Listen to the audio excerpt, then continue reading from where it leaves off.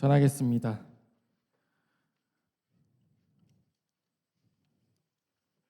새로운 시작은 설렘도 가져오고 두려움도 함께 가져오죠. 오늘 중등부 예배 처음 온 1학년 친구들은 이제 중학생이 된다는 설렘과 함께 로이 갑자기 미소를 짓네. 자, 중학교에 어떻게 하면 잘 적응할 수 있을지 하는 두려움이 같이 있을 겁니다. 그리고 새해를 맞는 우리 모든 친구들이 새로운 한 해가 시작되었다는 설렘도 있는 동시에 학년이 올라오면서 늘어나는 학업량과 진로에 대한 고민, 두려움이 함께 있을 거예요.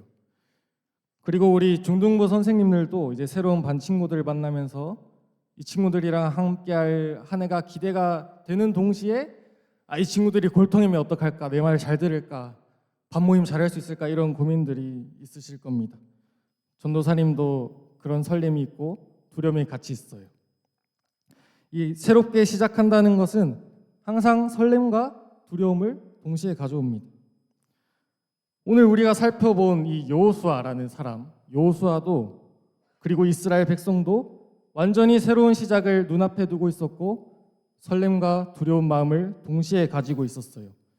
여호수아 1장 1절 말씀 우리 함께 읽어보겠습니다.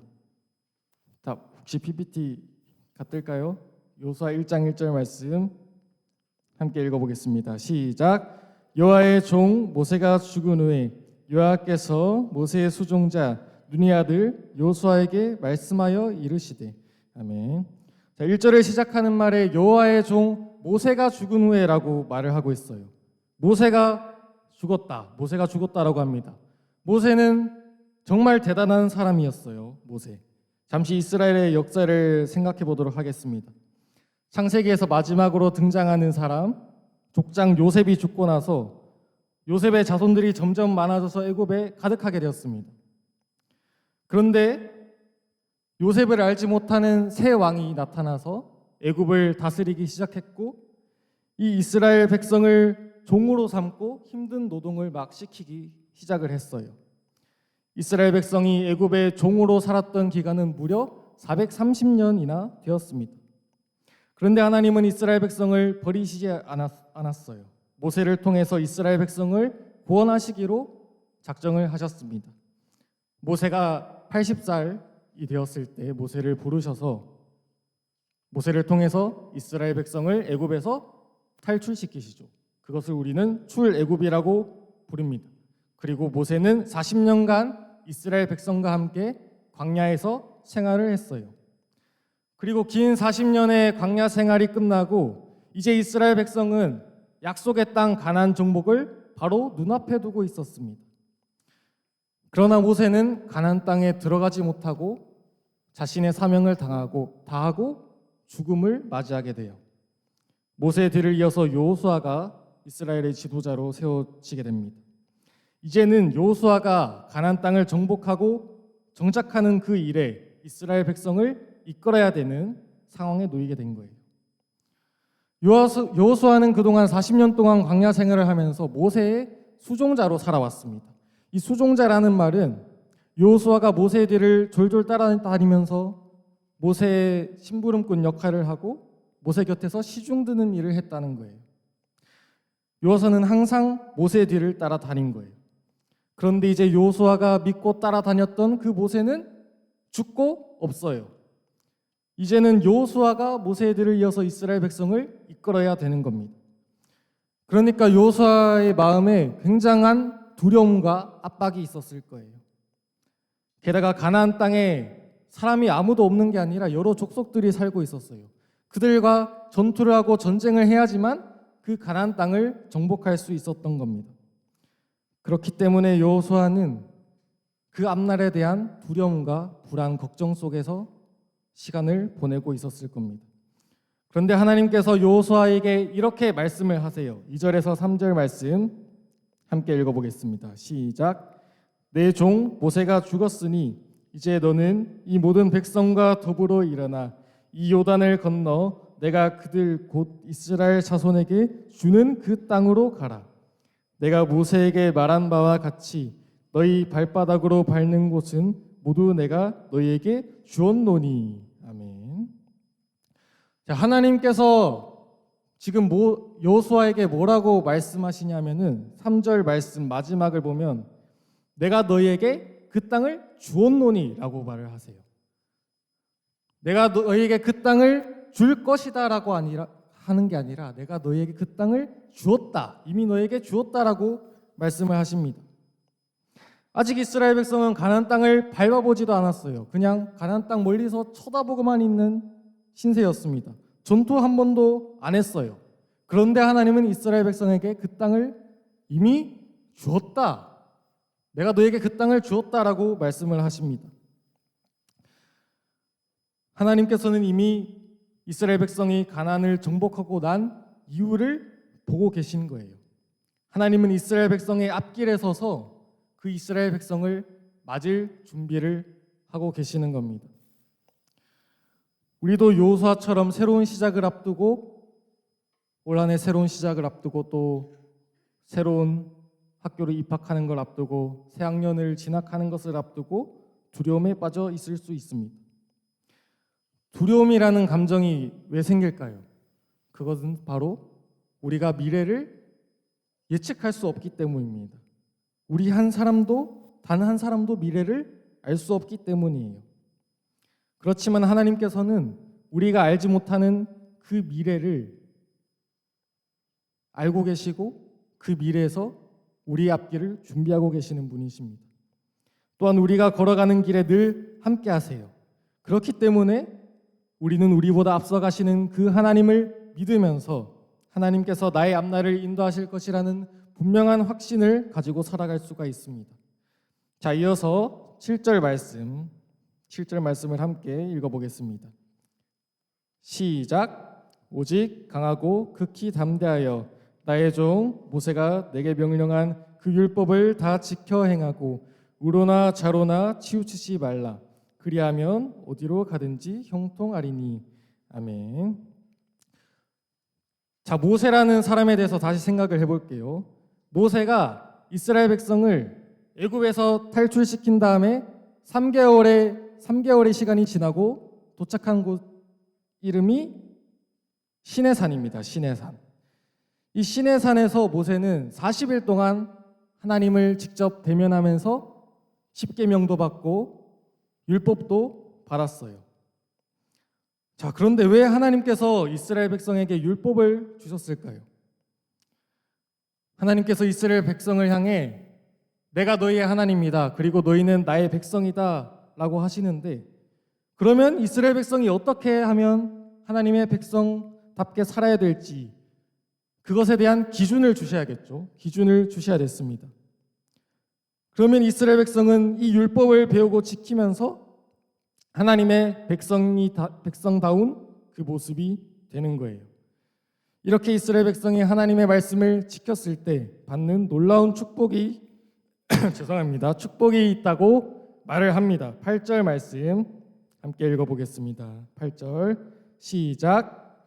율법을 떠나지 말게 하며 주야로 그것을 묵상하여 그 안에 기록된 대로 다 지켜 행하라. 그리하면 내 길이. 자, 여호수아 1장 8절은 올해 중등부의 주제 말씀이에요. 주제 말씀. 자, 중요하니까 한번 다시 읽어보겠습니다. 시작. 이 율법책을 내 입에서 떠나지 말게 하며 주야로 그것을 묵상하여 그 안에 기록된 대로 다 지켜 행하라. 그리하면 내 길이 평탄하게 될 것이며 내가 형통하리라. 아멘. 자, 전도사님이 이거를 세번역 성경으로 읽어볼게요. 이 율법책의 말씀을 늘 읽고 밤낮으로 그것을 공부하여 이 율법책에 씌어진 대로 모든 것을 성심껏 실천하여라. 그리하면 내가 가는 길이 순조로울 것이며 내가 성공할 것이다 라고 합니다.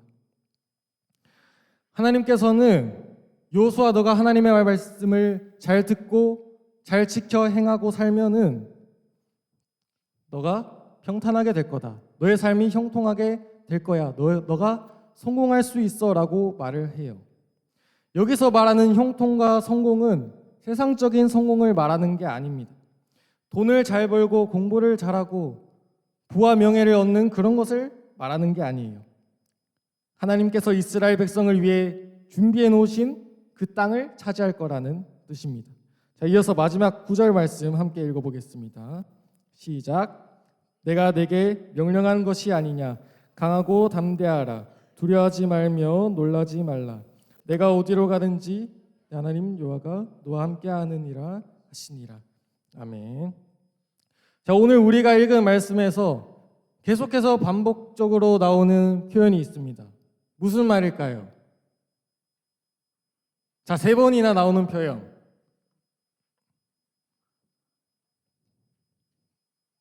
자, 맞추는 친구에게 전도사님이 오랜만에 또 CU 5,000원 기프티콘을 보내주겠습니다. 아, 리액션 뭐야? 자, 지산이 아주 리액션 좋습니다. 자, 자, 찾은 친구 있나요? 로이? 아, 정답, 로이 정답. 강하고 담대하라. 전도사님이 예배 끝나고 바로 보내주겠습니다.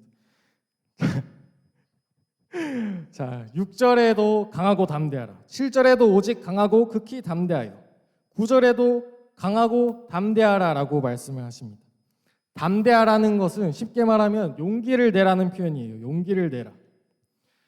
하나님이 하시니 강하고 담대하라는 명령은 요수아한테 단순히 너 정신무장 똑바로 해라 이 정도 수준이 아닙니다. 아니면 이제 가나안 땅 정복을 해야 하니까 군사훈련 열심히 시키고 너도 몸 좀 키우고 강하고 담대한 사람 될 수 있게 그렇게 좀 벌크업하고 막 훈련받고 그러라는 뜻이 아니에요. 전투에서 열심히 싸워야 된다라는 뜻도 아닙니다. 강하고 담대하라는 하나님의 명령은 요수아 너가 하나님의 말씀을 지키는 데 있어서 강하고 담대해야 된다라는 뜻이에요. 하나님의 말씀을 배우고 지키는 것에 너가 용기를 좀 내었으면 좋겠다라는 하나님의 말씀입니다. 그것을 우리는 7절 말씀을 통해서 알 수 있죠. 7절 말씀 다시 읽어보겠습니다. 오직 강하고 극히 담대하여 나의 종 모세가 내게 명령한 그 율법을 다 지켜 행하고 우로나 좌로나 치우치지 말라. 그리하면 어디로 가든지 형통하리니. 아멘. 자, 하나님이 7절에 보면 강하고 담대해서 전투를 열심히 하라고 하셨나요?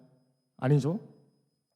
강하고 담대해서 하나님이 하라고 하신 명령이, 오늘 목이 좀 안 좋네요. 하나님이 하라고 하신 명령이 뭐냐면은 율법을 다 지켜 행하라. 오직 강하고 극히 담대하여 나의 종 모세가 내게 명령한 그 율법을 다 지켜 행하라라고 말씀을 하셨습니다. 하나님의 말씀을 배우고 지키는 것에 용기를 내라는 말씀이에요. 자, 그러면 하나님의 말씀을 듣고 배우고 지키는 것에 용기를 내라는 이 말의 뜻이 뭘까요? 왜 하나님의 말씀을 지키는 것에 용기가 필요할까요?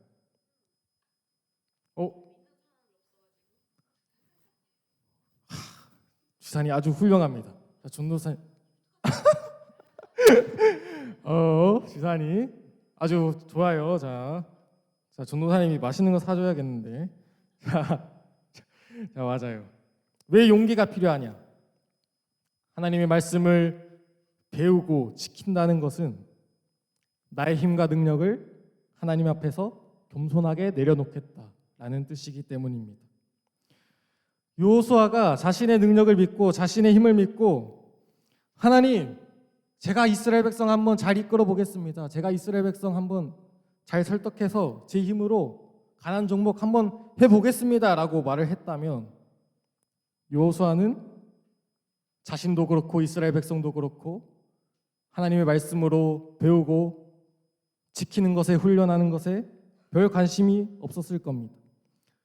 성경 공부할 시간에 군사훈련 몇 번 더 하는 게 더 효과적이겠죠. 나중에 가나안 땅 정복을 하려면 지금 군사력을 키워야지 하나님의 말씀 공부할 시간이 어디 있을까요? 그죠? 그렇기 때문에 하나님께서는 여호수아를 향해서 말씀을 배우는 것, 말씀을 배우고 지키는 것에 강하고 담대하라고 명령을 하시는 겁니다. 그것은 용기가 필요한 행동이었어요.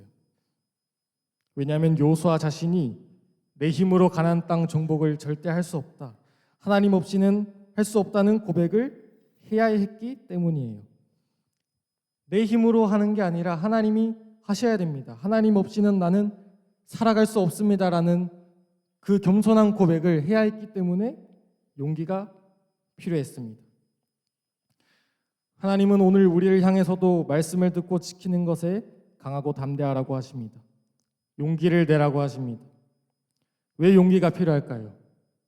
아까 지산이가 말했던 것처럼 하나님의 말씀 잘 지키는 사람도 없고 그 말씀대로 살아간다는 것은 세상의 눈으로 봤을 때 너무도 어리석은 방식이기 때문입니다. 친구들, 그 학교를 가면서 성경책을 혹시 나는 성경책을 들고 가봤다 하는 친구 있어요? 학교에서 성경책 읽어봤다 하는 친구? 있어요? 오.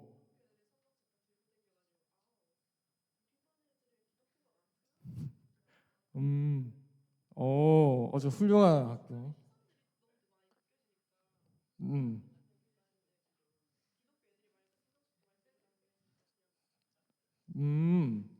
아주 좋은 학교를 다녔군요. 자, 전도사님도 중고등학교 시절에 종종 이제 학교에 성경책을 들고 와서 1교시 시작 전에 꼭 독서 시간이 있었어요. 그때 가끔씩 성경책을 읽었는데 전도사님이 다닌 학교에는 교회 다니는 친구가 그렇게 많지 않았습니다. 그럼 그 친구들은 성경을 어떤 취급을 하냐? 그냥 판타지 소설 정도의 취급을 하더라고요. 그런데 우리가 그런 친구들 앞에서, 믿지 않은 친구들 앞에서 이 성경이 바로 하나님의 말씀이다, 이 성경이 바로 내 삶의 기준이다라고 당당하게 외칠 수 있을까요? 자, 외칠 수 있죠. 자, 외칠 수 있는데 그건 아마 쉽지 않은 일일 거예요. 맞아요. 외칠 수 있죠. 그렇기 때문에 그렇게 외치기 위해서는 우리에게 용기가 필요한 겁니다. 이게 바로 하나님의 말씀이라고 당당하게 말할 수 있는 용기가 필요해요. 성경이 바로 내 삶의 기준이라고 말할 수 있는 용기가 필요합니다. 나는 내 삶의 주인이 아닙니다. 하나님이 내 삶의 주인입니다. 그래서 나는 이 말씀 따라 살기로 다짐했습니다라고 말할 수 있는 용기가 필요합니다. 그렇게 우리가 용기를 가지고 강하고 담대한 마음을 가지고 말씀을 배우고 공부하며 지킬 때 하나님께서 우리 앞길을 형통하게 해주신다, 우리 앞길을 열어주실 거다, 순조롭게 해주신다라고 약속을 하셨습니다. 당연한 말이겠죠. 우리가 하나님 말씀대로 다 지켰는데 하나님의 눈에 우리가 얼마나 예뻐 보이고 아름다워 보이겠습니까?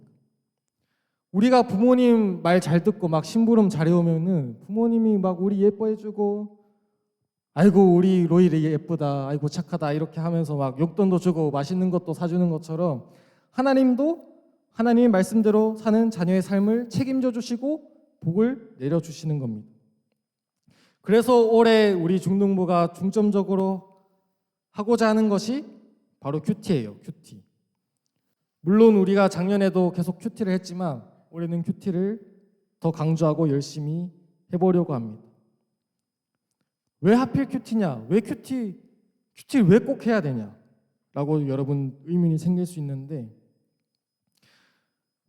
우리가 언제 주일을 뺀 6일 동안의 그 삶 속에서 하나님을 생각할 수 있을까요? 얼마나 그 6일 동안 말씀을 여러분이 보고 하나님의 생각을 할 수 있겠습니까? 아마 큐티가 아니면은 쉽지 않을 거예요. 그렇기 때문에 우리가 큐티를 하자는 겁니다. 올해 우리 말씀에 목숨을 한번 걸어보자라는 거예요. 지금도 하나님께서 성령을 통하여서 우리에게 말씀해 주신다라고 하면은 거기에 전심전력으로 한번 해보자는 겁니다. 그 말씀의 맛을 알아보자라는 거예요. 그래서 전도사님이 2025년 중등부표로 딱 세운 게 중등부표가 뭐냐면은 말씀하시는 하나님을 만나다입니다. 말씀하시는 하나님을 만나다. 하나님께서는 지금도 살아계시고 우리에게 말씀하시고 계시는데 무엇을 통해 말씀하시냐면은 바로 이 성경을 통해서 우리에게 말씀을 하십니다. 전도사님이 지금 설교를 하는 것도 전도사님이 막 하고 싶은 말 막 적어서 하는 게 아니에요. 바로 이 성경을 통해서 하나님의 말씀, 하나님께서 이 성경을 통해 여러분에게 하시고자 하는 그 말씀을 대신 전하는 겁니다. 하나님은 지금도 성령을 통해서 우리에게 말씀하고 계세요. 그렇다면 우리가 말씀하시는 하나님을 어떻게 만날 수 있을까요? 말씀 묵상해야겠죠. 성령을 봐야 합니다. 그런데 처음 시작하면은 그 과정이 쉽지는 않을 거예요. 매일매일 성경 묵상하는 게 보통 쉬운 일이 아닙니다. 전도사님도 쉽지 않을 때가 있어요.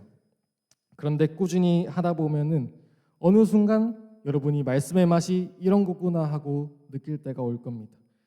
성경을 통해서 하나님의 음성을 듣는 그 기쁨을 맛볼 때가 올 거예요. 그러니까 올 한 해는 우리 중등부가 한번 이 말씀의 목숨을 걸어봅시다. 말씀의 사람이 되어봅시다. 그렇게 말씀을 붙잡고 사는 사람의 삶을 하나님께서 분명히 책임져 주실 거예요. 앞날을 평탄하고 형통하게 만들어 주실 것입니다. 그래서 올 한 해 하나님의 말씀에 내 삶을 걸어보는 그 도전을 하는 중등부 친구들 되기를 간절히 바랍니다. 자, 함께 찬양하고 기도하겠습니다. 자, 우리 찬양팀 친구들 함께 나와서 찬양해 주세요.